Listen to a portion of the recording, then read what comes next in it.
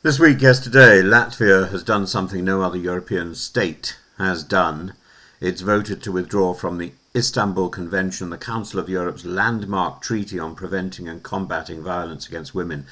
After a 13-hour parliamentary session filled with passion and bitterness, the Latvian parliament voted 56 to 32 with 2 abstentions to abandon a convention that it had ratified less than a year ago. The Istanbul Convention, signed in 2011 and ratified by the EU in 2023, is not some obscure bureaucratic accord. It's the most comprehensive legal instrument in Europe to protect women from violence, to ensure prevention, protection and prosecution.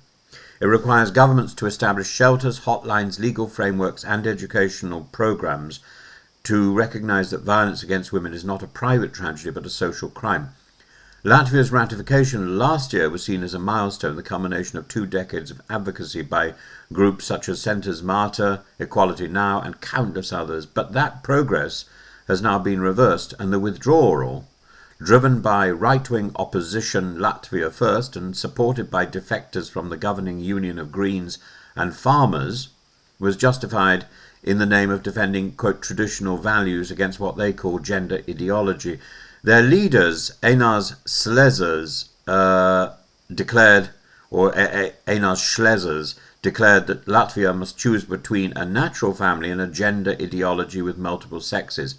It's a crude slogan, but a politically effective one, and it's resonated with a section of Latvia's electoral population uneasy with social liberalism and supranational treaties. Yet the backlash has been fierce. The Prime Minister, whose own government came to power promising to uphold the convention, joined thousands of demonstrators outside the parliament. "We will not give up," she told the crowd. "We will fight so that violence doesn't win." Over 20,000 Latvians have signed petitions urging the president not to sign the law, and protests are planned again next week. Internationally, condemnation has been swift. Theodoros Rousopoulos, head of the Council of Europe's Parliamentary Assembly, called Latvia's vote an unprecedented and deeply worrying step backwards for human rights, for women's rights and human rights in Europe. He reminded parliamentarians that after Turkey's withdrawal in 2021, incidents of femicide and violence against women rose sharply. The evidence is not abstract, it is written in blood. Inside Latvia, women's rights organisations argue that the treaty has already saved lives. Centres Marta insists that the Istanbul Convention is not a threat to Latvian values, it is a tool to realise them. But their voices were drowned out in the chamber, where hours of debate were consumed not with statistics or survivor testimonies, but with moral panic over supposed spread of gender ideology. The Latvian president now holds the power to intervene. He has said he will assess the bill under the Constitution, taking into account state and legal rather than ideological or political considerations. He is clearly uneasy, but also cautious. Because the vote didn't achieve a 2/3 majority, he has the constitutional option to return it to Parliament for reconsideration. The Progressives, one of the coalition parties, has already signalled that they may appeal to the Constitutional Court if that happens. So there's quite a lot at stake here. In 2022, the European Institute for Gender Equality recorded 142 incidents of intimate partner violence against women in Latvia, more than in the previous year, though lower than during the pandemic. Every statistic represents a woman, a family, a life torn apart. To withdraw from the Istanbul Convention is not to repeal domestic violence laws, but it is to remove a vital framework of accountability, to isolate the struggle against violence from the collective European effort that sustains it. Those who claim the national laws are sufficient should remember that violence against women is not a uniquely Latvian or a private problem. It is a pan-European scourge demanding coordinated response, data sharing, standards and monitoring.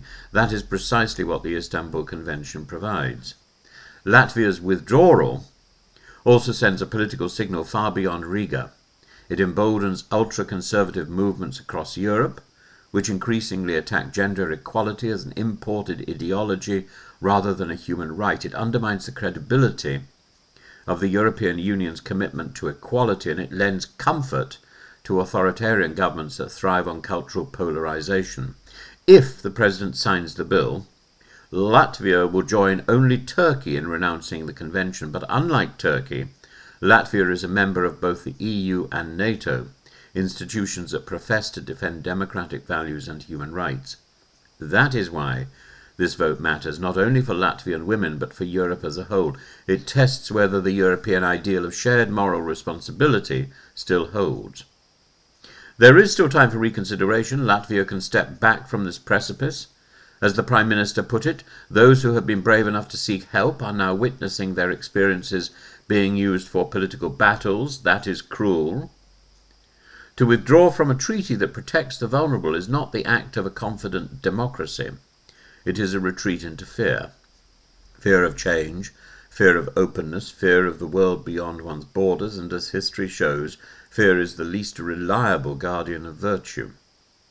In the end, the question Latvia faces is simple. Will it define its national values by compassion or by anxiety? By the dignity it grants its citizens or by the limits it imposes upon them?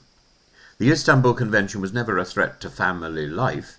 It was a shield for those whose family life had turned violent. To discard that shield is to leave the defenceless once more at risk. If Latvia's president has courage, he will return the law to Parliament. If its Parliament has conscience, it will listen to the thousands in the streets. And if Europe has any integrity left, it will not allow this silence to stand.